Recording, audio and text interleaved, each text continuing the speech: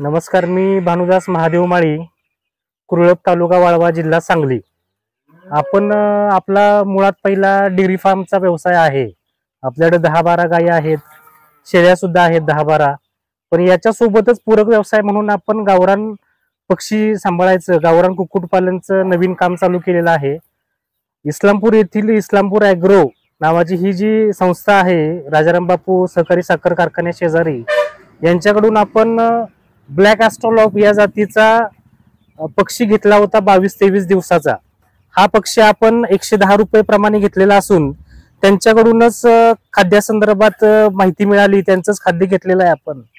आणि हे जे काय तुम्हाला पक्षी दिसतायत आता, हे ट्रॉलीवरती आपण भुसकट भरण्यासाठीचा एक सांगाडा बनवला होता लोखंडी। या लोखंडी सांगाड्याचाच आपण वापर याच्यामध्ये केलेला असून कमीत कमी खर्चामध्ये हे पक्षी ट्रायल बेसिसवर म्हणून आम्ही 130 पक्षी घेतलेले आहेत।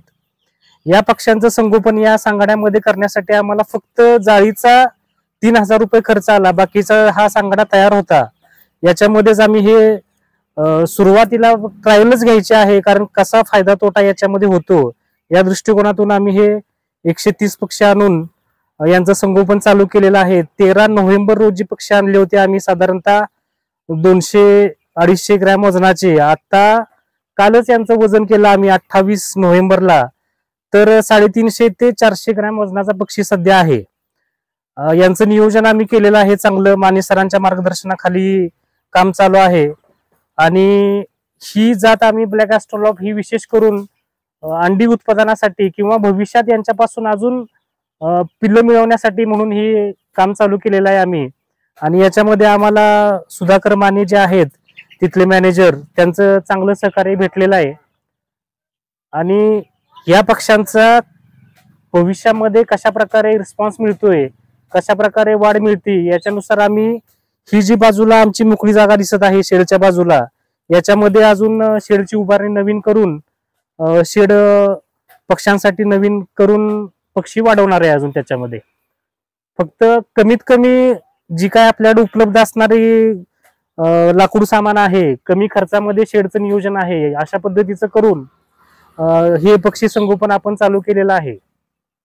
जे काय पक्षी आम्हाला मिळाले माने सरांच्याकडून इस्लामपूर ॲग्रो यांच्या मार्फत, ते पक्षी 22 दिवसाचा जो मिळाला, त्या पक्षाला 4 व्हॅक्सिनेशन झालेल्या होत्या आणि त्याचं चोच कटिंग सुद्धा करून दिलेलं आहे त्याच दरामध्ये।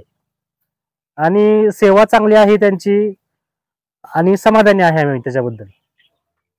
जे पक्षी आम्ही घेतले माने सरांच्याकडून, जवळजवळ पक्षी घेऊन आज 17-18 दिवस झालेले आहेत। या पक्ष्यांची एक सुद्धा मर झालेली नाही अजून, म्हणजे पक्ष्याची प्रतिकार शक्ती चांगली आहे। त्यांचं खाद्य वगैरे हे चांगल्या क्वालिटीचं असल्यामुळं त्यांचं बॉडी स्कोर म्हणा किंवा निरोगी असण्यासाठीच प्रतिकार शक्ती ही चांगली आहे। लसीकरण झाल्यामुळे त्याच्यामध्ये कुठलाही आजार उद्भवलेला नाही आणि पक्षी तंदुरुस्त आहे।